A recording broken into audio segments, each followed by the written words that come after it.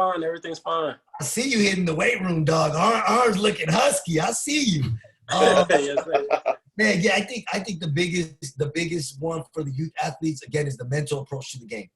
For example, Brandon being a running back, I think right now being, probably the best player on his team, no doubt, is asked to do a lot. And I think the biggest transition that I see is understanding how football is actually played. And what that means is blocking schemes. That's the one thing that I always see in running backs as they move up to the next level, not understanding the odd front, even front, where the blitzers are coming from, how to protect. And that goes for every position. Quarterbacks, know where your hots are, understand your hots. You can't just always be the best athlete. You got to be the smartest, best athlete. So to me, I think the ability to understand and break down film and the ability to understand concepts and how they develop from high school to college to the pros, I think that's the biggest letdown. I think what happens is, you get, and I'll take it way back to Anthony Thomas. I'm going to give him the ball 20 times in youth football. He's going to score at least 8 of them. And that has nothing to do with what I did. That has everything to do with who he is, similar to probably how Brandon is. So to me, what I challenge my young guys to do is to go watch film and understand what your role is. It might be the same exact play you ran in youth football, but how are they blocking it? What's the role in it? Is he scanning Mike to Will, or are you the backside block? When that tackle crosses your face is zone block, do you know how to break it back to that back window and go? And to me, that's the biggest part that I feel is a separator. Now kids are bigger, faster, stronger. Brandon looks like a dang college player right now. So it's not a physical thing. A lot of it is catching up mentally. And then, yeah, we're going to have some physical attributes we got to get. Meal prep in college is damn good. Kids gain weight. But to me, that mental approach, and you hear it all the time in these Hall of Fame speeches and these guys that go to the pros and go to the Pro Bowl, it's a mental approach. He had the right mindset. He had the right ability. He was doing the right things.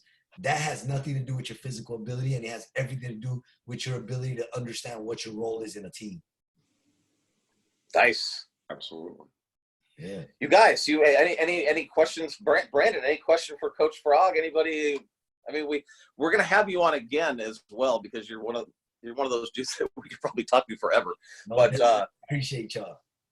But we'll transition over to Brandon Campbell. And we'll start by you have a question for Brandon Campbell? B, Coach man. Frog? Man, let me get that. B, what up? How you doing, bro? Good. How about yourself? Man, I'm good. I like that smile. See, like, now you got me thinking. You see kids with smiles like that, they're going to kill this marketing game. I'm telling you. Oh, my God. Man, Brandon, yeah, hey, I got a little two-part question for you. So if you were to tell me what I just would be interested what your strengths are on the football field.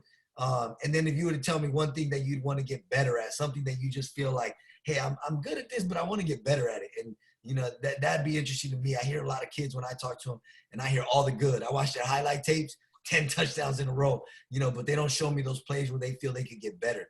So if you can, I would love to know, what you feel your biggest strengths are, and then what you feel your biggest weakness is that you could work on. To me, I feel like my biggest strengths would probably be, I would say my balance.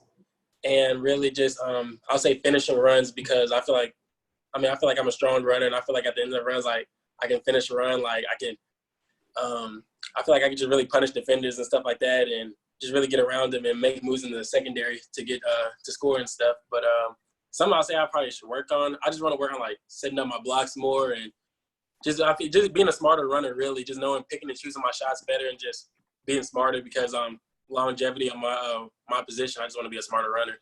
I love it, man. Look at this dude, man. That's a savvy vet right there, man. He's getting better and better. Yeah, man. Hey, best of luck with everything. Coach Frog, man, you need anything, I got you. You're in good hands here, man. It's a hell of a group, and best of luck with your career and whatever you decide or where you go. Man, make it about yourself during this process, and go to the place you fit and you feel most comfortable. Yes, sir. Appreciate you guys. Man, thank you so much. Man. Thank you. Absolutely, man. We'll be in contact. Y'all be safe out there.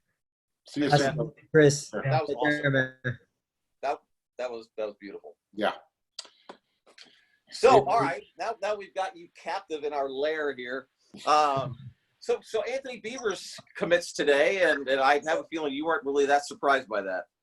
Oh no, I kind of seen it coming. Me and Anthony been in contact for a good minute now, so I kind of expected him. I was just letting it play out and letting him, do it the way he wanted to.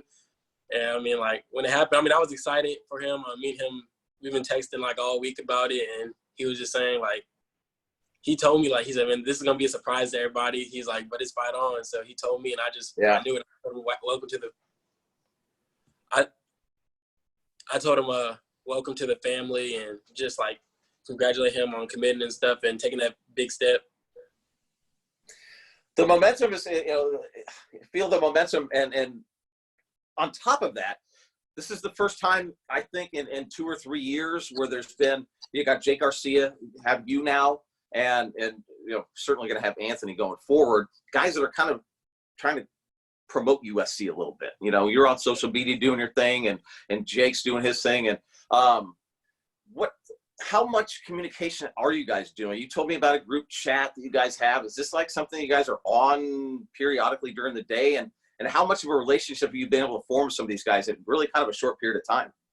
I feel like I've been able to build like a good relationship with some of these guys. I mean, like they're all pretty genuine guys, easy to talk to. And I feel like what USC's been trying to do, they've been trying to get a good group of guys, not only good football players, but good people like off the field too. Like, people who like fit their program, because they want to build a family atmosphere, and they want us to get the right people with that. So, I mean, I feel like I've built a good relationship with a lot of the players, like Mason and especially Jake. Me and Jake were on the phone today for 2 hours, just talking recruiting and stuff like that. And just me and him were just really just me and him built like just more than just football too. Now we talk about just random stuff, and I feel like it's going to continue to build all these players, and me and him like continue to reach out to people and just explain what we have going on here at USC, and like just telling them that it's a domino effect now. Everybody's like trying to hop on. So, hey Brandon, Blake here. How you doing, man? Nice to meet you. Good, nice to meet you too. How are you? I'm good, man. You staying safe and healthy right now? Yes, sir. Most def. Awesome. You just mentioned it, man. You were talking about what we have going on at USC right now. You just said that. And what is it that's going on at USC? Like, why USC for you? We've had other guys from Texas come on the show and say that SC is on a roll right now, that there's some real momentum there. What is it about USC right now? I mean, I feel like it's appealing to everybody from looking on the outside in too, just because, I mean, it's in California. I mean, a lot of people want to go visit California, and I mean, a lot of people want to live in California, and like my thing is for me choosing USC, I feel like it was the right situation in terms of just me coming in as a running back and developing as a player and a student, and just becoming a man. And then also for my major, I mean, sports marketing or criminal justice system. I feel like in California, I can get the best of both worlds. And with the sports marketing, California just being as big as a media town as it is. So I feel like all those things came into play on me making my decision. Awesome. Mark Colgan. Hey, Brandon, nice to meet you finally. Nice to meet you. I got to meet you briefly out there in Mesquite earlier this year. Yes, sir. Yeah. I didn't get to see a lot of you out there, but I've been watching a lot of your film, and a couple of things that really pop out, and I want you to talk about this. How much pride do you take in your blocking out of the backfield, protecting the quarterback, because you're not afraid to stick your nose in there and throw your body in there and sacrifice yourself. Yes, sir. The other thing I noticed is your running style, and maybe others have compared him to you, but the first player that comes to mind when I watch you run is Jonathan Taylor from Wisconsin. You have the ability to get skinny, but you still play with a lot of power and a lot of burst. Am I off base with that, or who do you see yourself as running the ball, style-wise? Style-wise, it's not really no particular person. I just see like certain aspects of people's game, and I try to implement their styles into my game, and just I try to perfect it. I really just I watch like Saquon Barkley, Christian McCaffrey, Alvin Kamara.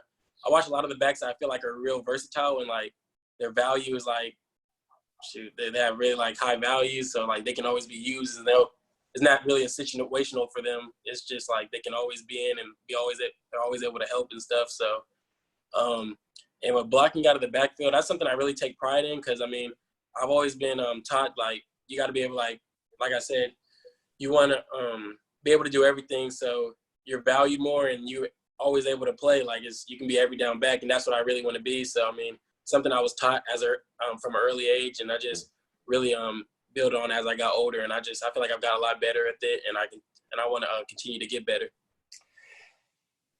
When I saw you at the Army, I will call it the Army game forever, at the All-America Bowl game, and Brandon, I think we communicated maybe just a little bit. I don't know how we did it, GM or whatever it was, and he came up and he said hello at maybe before the game or at halftime.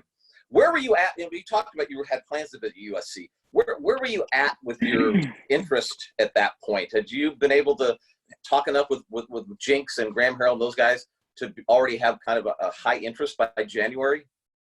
Yes, actually I did. Me and Coach Jinx were in contact a lot at this point. And me and Coach Helton have talked a couple times at this point. And I knew it was a school that I was really considering. I just knew I also wanted to get up. And I thought I was going to be able to get up sometime this month. But all this stuff going on has delayed it. But I still plan to get out there. But at that time, I was really high on them. I just really didn't know when I was going to make a decision. I was kind of unsure of it. It is a unique situation, but you also have a unique relationship with Mike Jinks that's not always present with the recruiting process. How many people have told you that you were crazy to commit to USC? I feel like a lot of people had their little opinions about me committing to USC with their the staffs on the hot seat and stuff like that. But what my thing was, I wanted to go to a situation my thing is if you go to a school that has a genuine need for your position, no matter if the coaches are there or not, the need's still going to be there for your position. So that was my thing, and I built a really good relationship with Coach Jinx and them, and I'm sure I'm sure for the coaching staff is going to stay, and if not, I know they're going to do what's best for them and their family. So I couldn't really blame them. It's a business, so yeah. Right. That's a good way to look at the recruiting process too, about the need right there, Brandon. Brandon Ryder here. Nice to meet you, Mr. Campbell. Nice to meet you. Always good to meet a fellow Brandon. But I wanted to ask you if you were able to, SC has a history of backs coming out of your area with Aka Cedric Ware and the Texas Tesla, Ronald Jones. Do you have a relationship with either of those guys, or did they have any influence on you committing to USC? I've seen what USC done with Texas backs and just running backs in general. And I feel like you really can't argue with the tradition of running backs USC has. It's from O.J. Simpson to Reggie Bush to all of them dudes. It's really hard to argue with it. When I see it, I just see the constant development of running backs. People talk about the Alabamas, the LSUs, but I go way back, and USC's been putting dudes in consistently. And I guess I feel like people forgot about it, and I just kind of want to put it back out there and let everybody know this is what USC does. Right on. This will be I'll let you guys ask questions. I don't need to ask all of them, but I'm actually interested in a lot of the questions I'm asking. And USC was 5-8 a couple years ago. They were 8-5 last year. They had changed the offensive coaching staff, and just there were a lot of kids that talked about they had interest in USC like you did in January, and that was probably the last time I heard from if they were from Texas or Florida or somewhere out of California. What's going on? What is USC doing that's getting you guys excited? And this is another commitment today. There'll be maybe another commitment this week, another commitment Saturday. The momentum's building. Something's going on. Really, the coaches, they're just being really genuine with everybody. They're all being honest. You have constant contact with all the staff. And I feel like everybody's just transparent. Coach Helton's not hard to reach. You can just reach out to him and he will answer you. And I feel like they're doing a good job all around. They're recruiting you. They're recruiting you as a staff. It's not just one person. Everybody, before I committed, and even now, still that I'm committed, I get recruited by the whole staff. I talk to this Coach Naviar every week, and almost every day. Talk to Coach Soto. Me and him talk often. Coach Harrell. I talk to everybody on the staff. Even I've talked to the academic advisors, and so wow. So it's really been it's really been good for me, and I feel like that's what everybody's starting to see. And people I think people were interested in USC, but really weren't giving them the time of day. And now that they are, I feel like they're starting to realize what we have to offer and what we have going on here. Brandon, as a high school football player, and with some of the relationships you have with guys in Texas and out of Texas, what is it about USC right now that one that you think is separating it from especially Texas, right? That there's a lot of schools there in Texas that you have to choose from, and staying home, especially in a time like this, maybe a higher priority for some guys. So what are some of the things that are setting SC apart in that respect?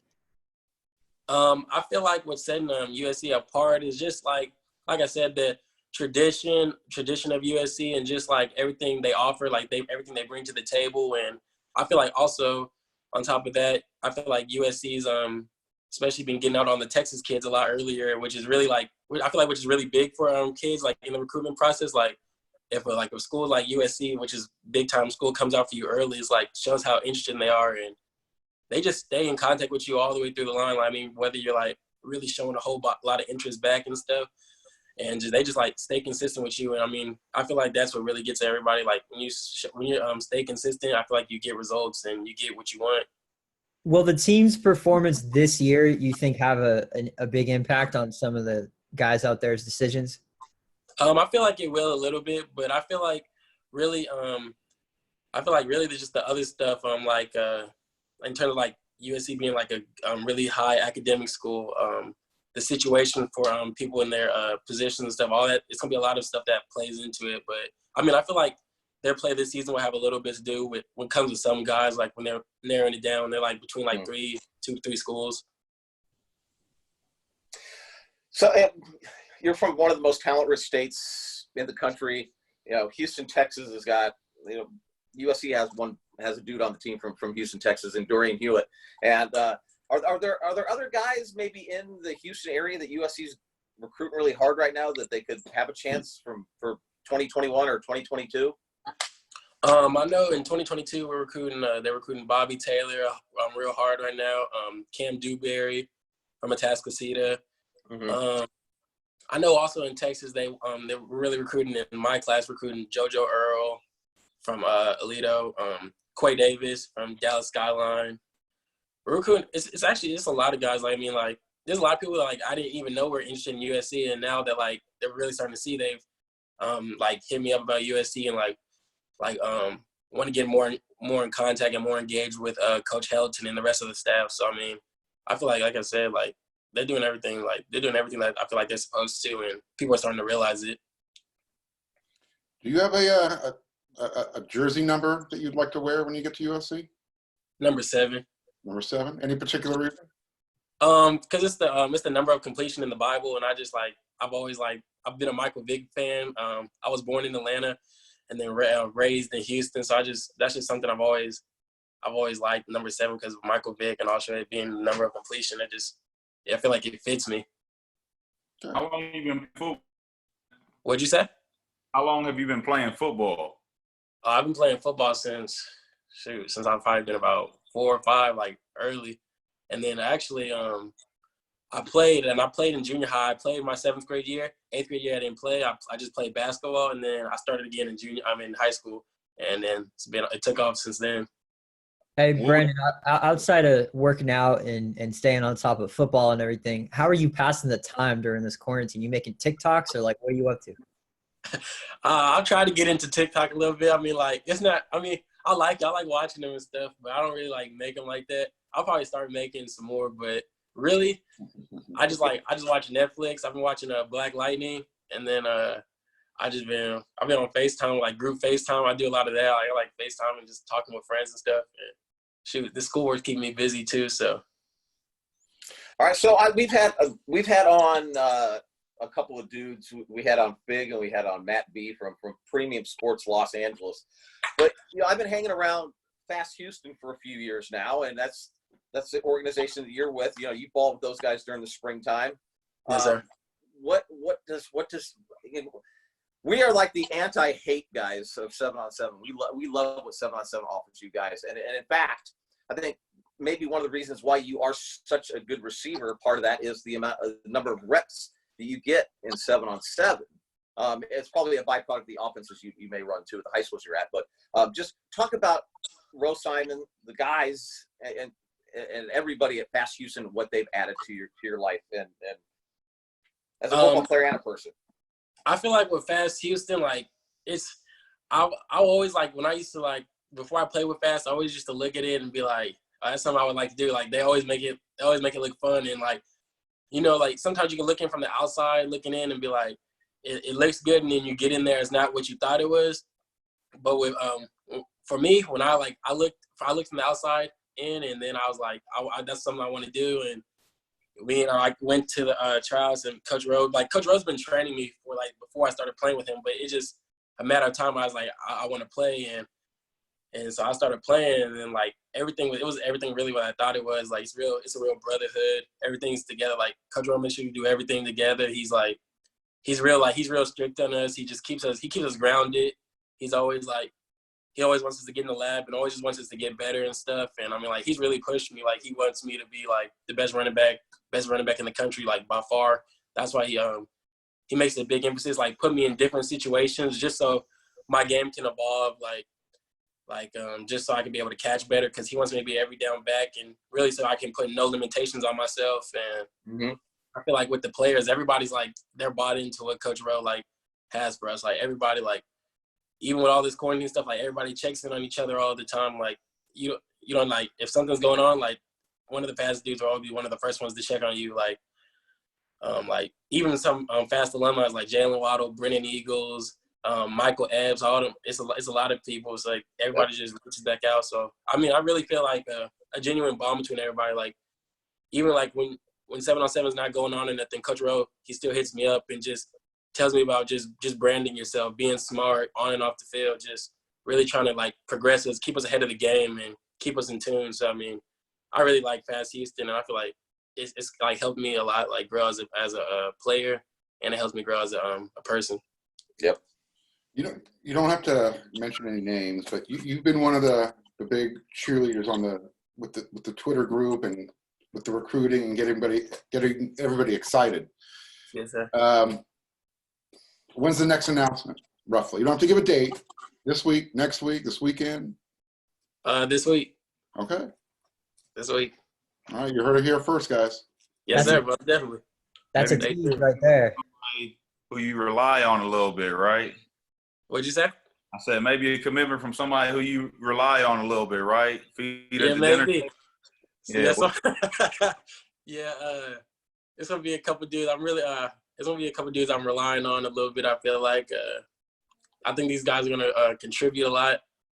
I feel like it's gonna have some people that contribute on offense and on defense, because defense has really been where a lot of the commitments have been coming from. But I feel like we might get some on the other side of the ball this week. I think you might be right. Hey, Brandon, quick question. If you go play any other positions in high school right now, but if you were to pick a position outside of running back that you could play in college, what would you play? I'll play outside linebacker.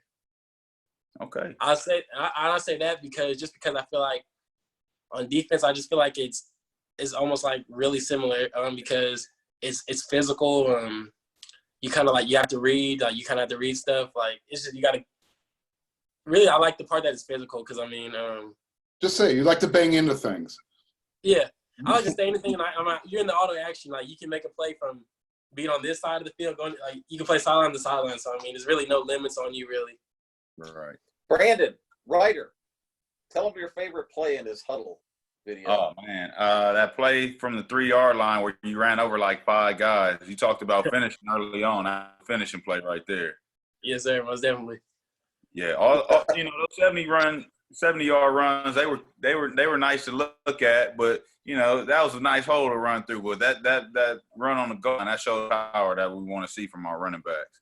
Yes, sir, most definitely. And just for USC fans that maybe aren't as familiar with Brandon Campbell as we are, we're trying to convey the message on how big of a commitment this was for USC when you did commit, because this is an extremely talented young dude, man, and as you can tell.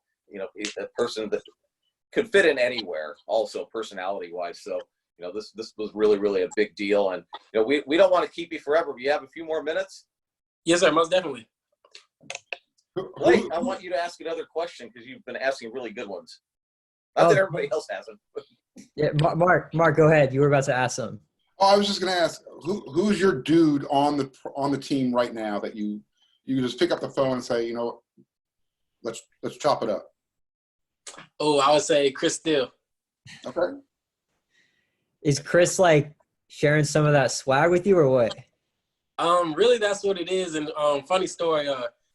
A couple years back, my freshman year. It might have been my freshman year.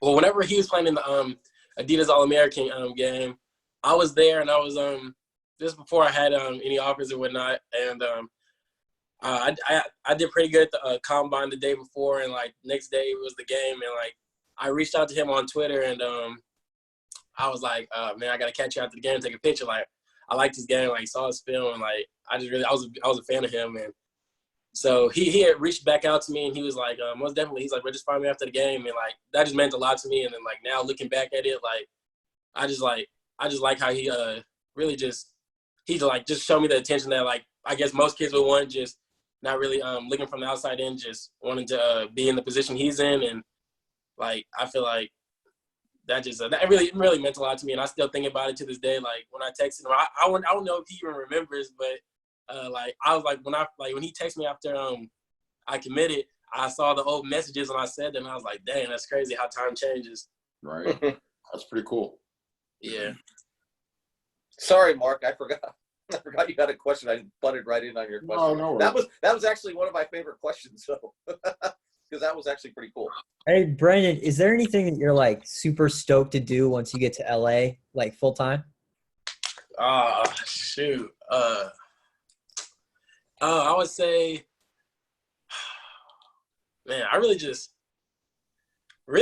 one of those people who I just like to like walk around and just like meet new people. I just want to meet a bunch of new people, like just like make friends and just like have fun. I like to like have fun, go hang out with people. I want to like, I just want to walk around town and just like get a feel for everything. So, I mean, I've never been like in California like that. So I mean, I just really want to get a chance to see everything and just go to some new beaches, because I mean, I guess the beaches down here are not really the best looking. So Hopefully, when you get out here, you'll be allowed to go wherever you want. yeah, I hope so.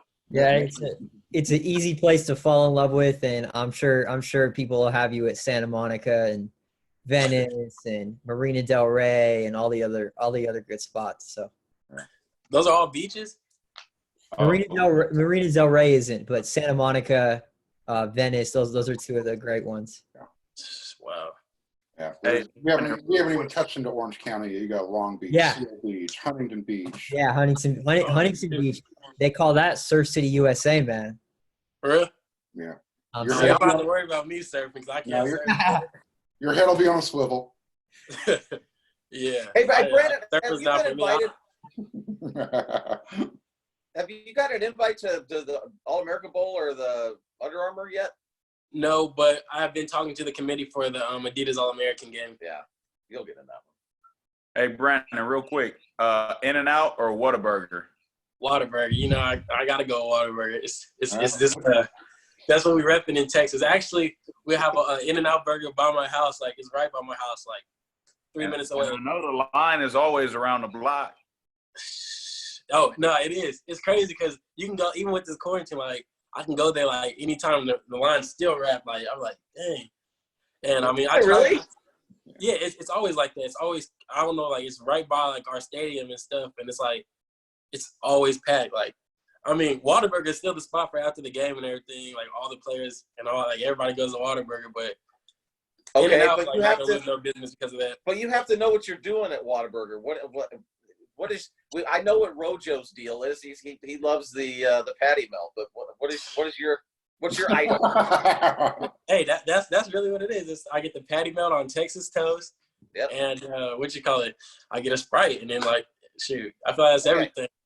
I can't lie. I had that in the airport in Houston, I think, and Yeah. I'm telling you that is a good burger. That patty Yeah, melt. that's what I was trying to figure out. In-N-Out all day. You like In-N-Out? Oh yeah, I'm a California kid though. You know, In-N-Out is what I grew up on. I don't know if the news has been broken to you yet, Brandon, but there's no Whataburgers in California. Shoot, I know that's the bad thing. I'm gonna just have people mail down No, we've got. Whataburger, I guess. Trust me, we've got other things you'll be introduced to that you're going to go. Whataburger. All right. I don't know. You'll be good. You'll be good. I have not heard anything less than stellar things about Whataburger, man. I've never had it, so I'm dying to try it out someday. Gotta have it. Gotta have it. It really, I feel like I'm not sure how Whataburger got so big, but really, I mean, like, it's crazy how many people will go there after games though. Like we'll after our games, like you'll go there and there won't be a seat. Like people will be like standing outside and stuff. It's crazy. It's like just like hang out there after the game for like. It's pretty tight though. I like doing it. Like after games, that's something I look forward to. It's a Texas thing because it's the exact opposite in California with In-N-Out. The line for drive-through will go on for a mile, it seems like. So it's just a Texas versus California thing. Yeah. Right. Hey, Brandon, you talked about real quick after the games. Can you give our viewers real quick an idea what it's like playing football, high school football in Texas? It's dead. Oh, shoot. Playing high school football in Texas, it's crazy, honestly. I would say that just because, like, I feel like the atmospheres are second to none because, like, the size of, like amount of people you're going to get in one stadium, it's crazy. Like, we have state championship games in Texas, like, 75,000 people will be there. Like, if you're, like, the highest level, which is 6A, it's it gets pretty crazy. Like, my stadium, like, is they spend $75 million on it. On our stadium, my high school football stadium, and all our games are sold out. Like I'm telling you, like it's all you'll see all red. It's like we have a bottom half of the bleachers and there's stairs that go up to the second part. We have a big jumbotron. We have booths where people can like have season passes and season tickets where you have like basically like the boosters. We have a section for that where we have all the boosters and it's crazy. Like people really take it serious. People tailgate before our games and it's real. So my first high school football game in Texas, I went to go see Dwight McLaughlin play 2 years ago, and they had like 50 people in the stands. I'm like, that must have been like a private school or something. It wasn't real. That ain't high school football. Hey, Brandon, have you gotten to play in Jerry's World? Oh no. That's my goal. That's my goal. My team's always a contender. So. In Katy High School, so I mean, I've always thought it has to be the most wild thing as a high school kid. Like, I don't care if you're a 5-star recruit, like to play in that with your high school team. Like, and I guess it wouldn't be as, I don't know, because there is bigger crowds, as you were saying, over there in Texas. But I just the jumbotron, that'd be crazy, man. Oh no, people like I have a couple of friends that like played in the state before. They say it's crazy, like. That's something I really want to get to experience. I mean, like, there was a game I don't know, I forgot when it was, 2013. I think it was when Kyler Murray went to the state championship, and they played Pearland. It was 73,000 people there. They said it was, like, absolutely crazy. Like, they said it was, like, and they said Kyler Murray was the truth. They couldn't stop him, but they said it was fun to get an experience to go down there and everything. I mean, like, Texas football is actually really crazy because, like, even when we have away games, like, we might have an away game in like Atascocita, and that's probably about an hour and kind of a little bit over an hour from us, from my high school. And like you'll have fan buses drive out there with students and stuff, and like it's crazy. Like they drive out there in buses and stuff, and like games sell out quick. They have to sell at the school, and then like most times like they don't even sell sell tickets at the game anymore just because like they treat it like almost like a college game where you probably can't even buy it at the gate or nothing. Just season tickets, right? Yeah, season tickets. Some people get season ticket holders over here, and they're like it gets real. Like they have, like I said, you have the boosters and everything. We have all the boosters, and they sit up in like this booth, and like you have to pay like a certain amount to get up in there and stuff. It's crazy. All right, I'm not going to let you go without asking this question. So I'm in Houston, Texas. Like when I go to Dallas, I know where to go get barbecue, right? I get off the plane. Sometimes I go to the Pecan Lodge. You got Hutchins barbecue. I'm in Houston. Where are the must go to spots for barbecue? Oh, for barbecue, there's this really like good legendary. Barbecue. Oh, shoot, I'm not sure if this place is legendary, but it's like probably some of the best barbecue I've tasted. It's this barbecue place. It's like it's a food truck. I think he expanded though. He has like lots of food trucks out like everywhere. And it's called Hitters. It's called Hitters Barbecue. I used to have one right by my house. really good. Like really good. They have like the best like beans and stuff. Like they have beans, like potato salad. Like I get brisket. I like to get brisket sandwiches and just like I can eat those all day. And the prices are not that bad, so that makes it where it's pretty crowded most of the time. So yeah, that's my favorite part. Texas barbecue. See, we out here, we just can't go that many places and get barbecue where we're gonna leave. Or we're gonna be like, damn. But you go to Texas, I mean, it's just like they're all over the place. Just something about Texas barbecue. Shoot, I feel like Texas barbecue is like tradition. Like everybody like tries to like take it another step ahead. Like everybody tries to like get the advantage of somebody. Like even just you can be like somebody's parents or something. They're always like, oh man, you got to try my sauce. You got to try this. You got to try that. It's always like it's a competition. I feel like. I was about to say you might want to become really good friends with an offensive lineman by the name of Jason Rodriguez. His dad is the master barbecue guy on USC's team.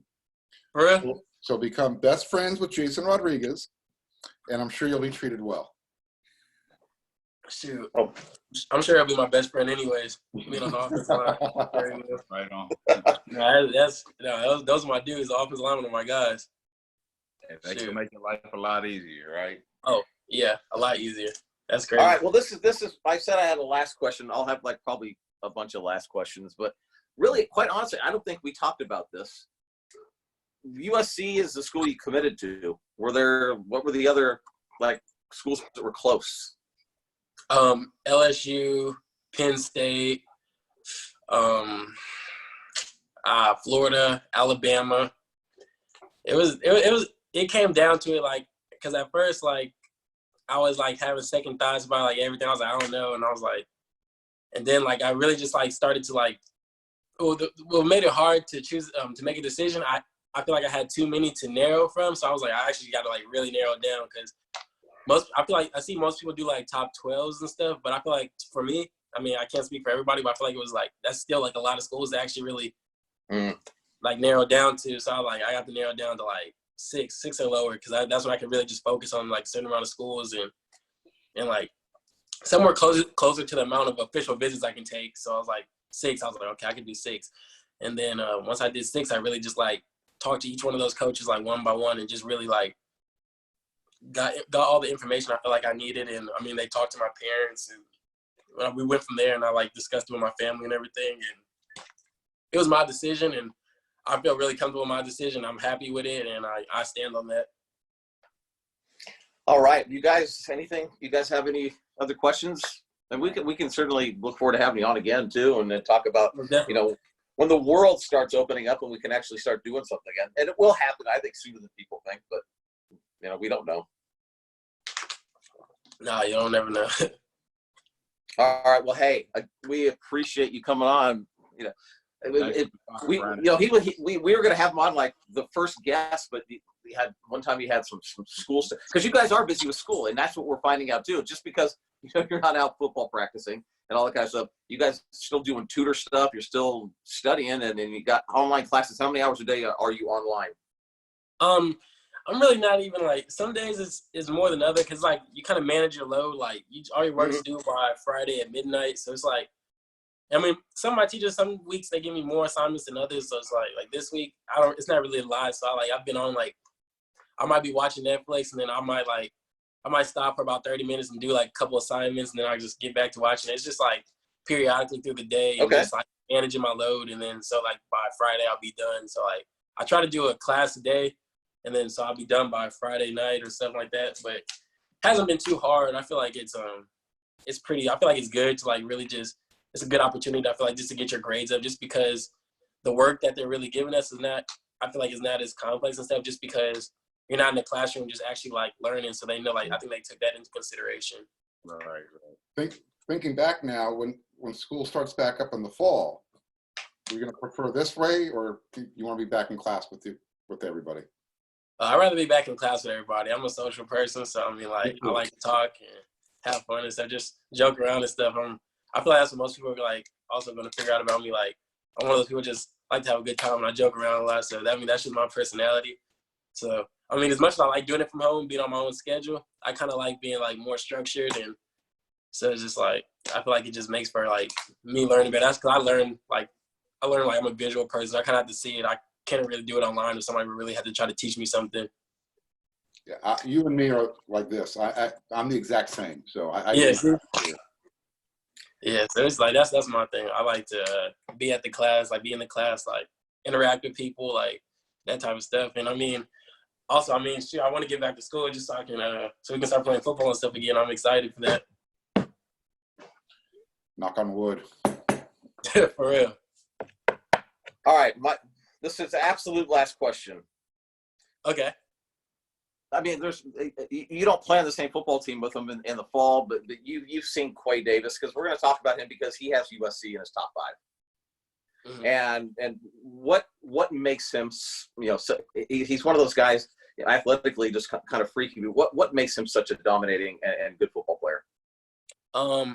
Quay, I feel like he's just like he's one of those guys like he energizes the whole room. His competitiveness is like it's contagious. I mean, that type of stuff you can't teach it. You either have it or you don't.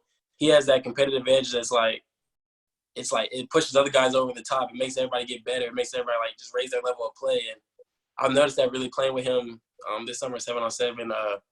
He's real strong. He's a real strong receiver. Like really strong hands. I feel like like I said, I've heard a couple coaches, like even Coach Harrell, they say like he reminds him of like Des Bryant in a way, like even kind of looks like him. They say like just because like I said, like he's a real strong player. He can play through contact. Contact doesn't really bother him. Mm-hmm. And one thing I can really say about Quay, he cut out with some crazy catches. He has like he really just like he can. I feel like when you like. It's like most of the time I feel like when they throw that thing up to him, like, and I see it going Quay's way, I just like he's gonna come down with it. Like I have like absolute like the most confidence in him when it comes to that type of stuff. I just really feel like he's gonna come down with it every time. And I mean, most of the time he does. He comes through. Yep. And like I said, just his competitiveness is it's really second to none. It raises everybody's game. Yeah, that he's damn good. Yeah, that team you guys had out there in Mesquite, a bunch of dudes, a lot of dudes out there.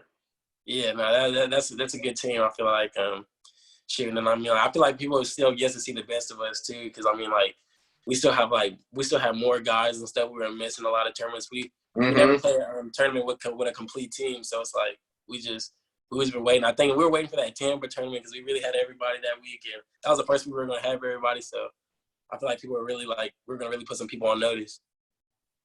Yeah, you were going to add like Cody was going to come back and then be catching balls again, right? Or yeah, Cody was supposed to come back because Cody has some stuff going on, and we were gonna have Terry and Arnold come out because that's one of our dudes too. Like, we were gonna have the whole squad there, so it was gonna be pretty tight. We were gonna have everybody with That was a bummer. That was the Tampa. Tampa was going to be the Adidas National Championship, and the thing that makes the Adidas so amazing is not just you get the best players in the country in that one event. Nobody puts on a 7-on-7 event better than Adidas. I mean, Pylon. I mean, good Lord, that's an unbelievable events. But there's just something about that Adidas event that kind of takes everybody seems to love the Adidas one. Everybody's like just likes like they like all the hype around it. They like all the teams, like the amount of talent that's in it. They say it's crazy, like, and it's like so many teams. I'm going to give you a little chance to talk some 7-on-7 smack. Why is Fast Houston better than Team Grind?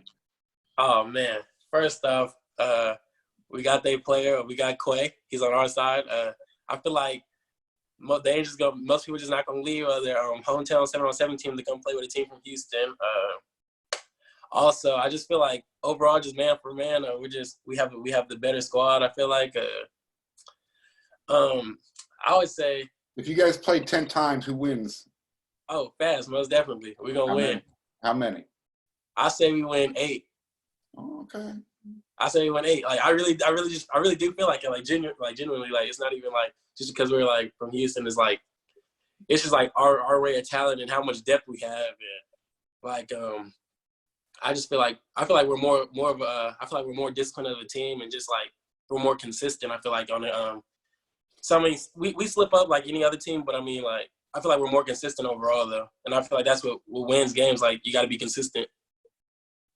Well, it was your team, and it was Team Grind that just caught my eye when I was out there. It was like, whoa, Texas has got some guys. No, yeah, they definitely have some guys. That game was pretty fun because like It was a lot of fun. Yeah, that game was fun. I mean, it got pretty heated. So I mean, I like those games like that. I feel like I said those games like I feel like just make everybody play better. Like you get the best out of everybody. So I mean, it was a big game for Quay too because Quay leaving us. So it was like a big deal. Yeah, and it was great that the weather was nice that day when the game got to happen. Oh yeah, weather was good. So it was no excuse because I mean like they got us the best of it that game. But like I said, if according to to my thing, like I said, we would win 8-2. They would only get one more victory in that thing. So no, so yeah. All right. Well, hey guys, we're gonna wrap it up so we can get this thing published because I have to end the meeting